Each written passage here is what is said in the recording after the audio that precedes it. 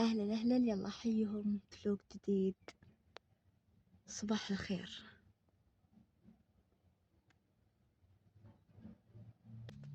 تذكرون الدفتر هذا يوم صاروا في فلوق من الفلوقات؟ أيوة، اليوم جاء دوره. اليوم إن شاء الله تقريبا الساعة 9 بالليل. أنا اختباراتي كلها بالليل تقريبا. أمس الحمد لله خلصت اختباري الثاني، وقبل أمس اختبرت، واليوم ثالث اختبار. بكرة ويكند، بس بعد بكرة بيكون عندنا حو، فلازم الويكند اللي يكون بكرة. ويوم السبت عندي اختبار برضو، يعني بقي 3 اختبارات، اليوم والأربعاء والسبت. إن شاء الله مسهلات يا ربي. طبعا لازم نستغل أوقاتنا المستقطعة عشان نذاكر وعشان نعم، ما له تفسير، فإن شاء الله نسهل بإذن الله. وكذا تفسير معلومة بالنسبة لي، أغلب المعلومات صراحة سابقة، فالحمد لله يا ربي. وبس أبذاكر، أحاول إني أذاكر. طبعا اليوم جابت لهم قهوة مع تمر. طب أصبروا، هذه مويتي ما لها علاقة بالسالفة، بس قهوة. بحاول بتقهوى قبل لا أوصل، بس اشتهيت مرة. إن شاء الله عاد يطلع يعني نفس ما توقعت يعني. وهذه قهوتنا، أحس إنها مضبوطة مرة، ما ذقته والله توني. شفت الكاس متعرفط شوي أكيد يعني. هذه الكاس أنا حاطته لا إله إلا الله احتياط بالسيارة، أساس يعني زي اليوم نسيت الكاسات. بس إحنا عندنا يعني ما شاء الله مستلزمات بالفصل، فما يحتاج، في الغالب ما يحتاج، لذلك ما جبت معي وأخذت هذه الاحتياطية. خلينا نذوق نشوف. كويسة، هي لذيذة بالنسبة للي يحبون القهوة اللي نفس هذا النوع، يعني ثقيل شوي. أنا أحب القهوة اللي تجي فاتحة وفيها خلطات وفيها هذه الأشياء، بس طبعا ما نكثر، لا إحنا نبي نشرب قهوة عاد. هي حلوة والله، لذيذة، مو عشان أنا اللي طابخت، لا طبعا، بس يعني أو أنا اللي مزينته يعني. اصبروا.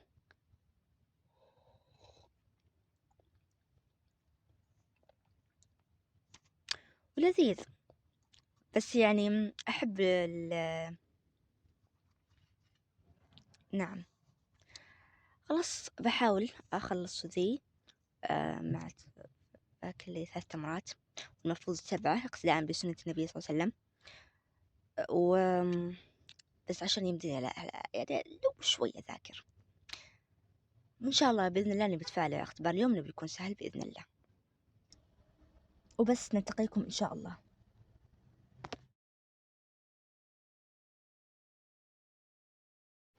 طبعا هذا يوم مختلف، قررت إني أتغدى مبكر عشان أبدأ أذاكر. اليوم الحمد لله عندي ويكند، يعني ما عندي مذاكرة أو ما عندي اختبار، ما أدري إيش قاعدة أقول. بس بذاكر لمادة بكرة. هل ذاكرت؟ طبعا ما ذاكرت مع الأسف، بس إنه يعني لا والله ذاكرت صراحة، بس يعني ما خلصت المنهج، عرفتوا؟ بس ذاكرت يعني تقريبا يعني نصه أو أكثر من نصه بعد بشوي، الحمد لله يا رب لك الحمد. هو يعني كان بوقت الغداء، ولكنه مو بغداء. أنا ما فطرت ذاك اليوم، فطرت متأخر جدا، اللي هو الساعة 1 مدري الساعة 2 الظهر. قررت إنه يكون شي خفيف، طماط محموس وشوربة. والآن جاء وقت الغداء الفعلي اللي هو مكرونة. طبعا كنت جدا جدا جدا جوعانة، فالحمد لله يعني مرة استانست، لأنه مكرونة مرة مشتهيته من زمان ما أكلته. فحلو الواحد لما يكون جوعان عشان ياكل بشكل كويس، قد ما يقدر إنه يطبخ شيء هو يحبه أو شيء هو يتقبله، عشان يتغدى بشكل كويس، خاصة إذا أنت ما أفطرتي، إذا أمس في الليل ما تعشيتي، فمشكلة يعني، عشان ما تمرضون، وعشان طبعا الواحد هذا يعني كله يعني الله سبحانه وتعالى يكون هو مقدر، ولكن الواحد يسعى ويسوي السبب، ويحاول إنه ويحرص إنه يأكل وجباته بأوقاته. طبعا أنا عن نفسي أحيانا أكون مضطرة، بس أحيانا لا، يكون فيه إهمال شوي، بس الواحد قد ما يقدر إنه يعني يحاول. قررت إني أجرب المكرونة بالجبن. طبعا حطيت شي خفيف مرة، يعني أنا ما أعرف هل راح أتقبله أو لا، بس هي كتجربة يعني، بعض الناس يجربون البيض مع الجبن، يجربون الأندومي مع الجبن. أنا قررت إني أجربه مع المكرونة.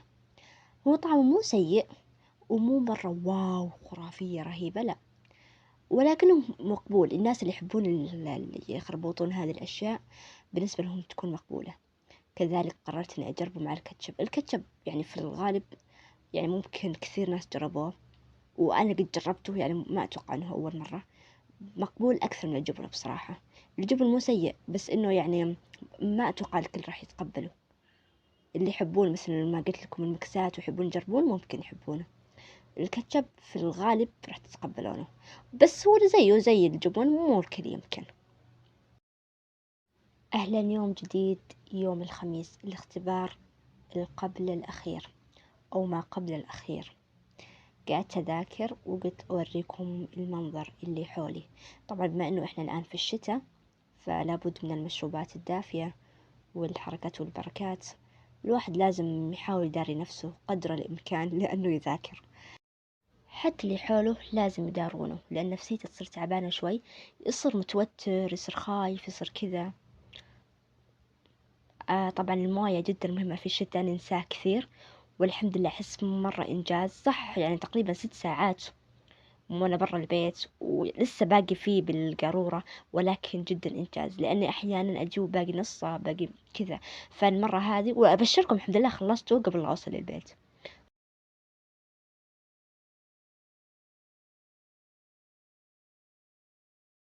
اليوم الأحد الحمد لله. أمس كان عندي آخر اختبار وخلصته، ودعت الاختبار لهذا المستوى. إن شاء الله المستوى الجاي يكون أفضل وأفضل. بعد ما خلصت اختباراتي الحمد لله، يوم الأحد والاثنين عندي ويكند، ما عندي دراسة، فأحس إن الإجازة مرة جاية عشاني. طبعا أنا دراستي الجامعة مسائية، بس برضو يعني الواحد وده يرتاح شوي. بالنسبة لدراستي ما راح أبدأ إلا الأسبوع الجاي. الفرنش تست أنا سويته لكم في شورت، هذه المرة الثانية اللي أسويه، هذه أفضل بكثير من المرة اللي راحت. ليه؟ لأن المرة راح تعتبر تجربة، وهذه المرة خلاص أنا الحمد لله متمرسة.